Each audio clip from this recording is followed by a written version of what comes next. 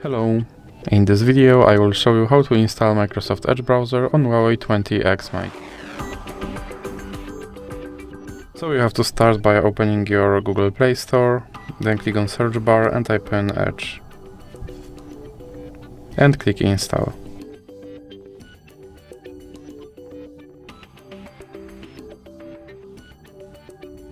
Now you can click open.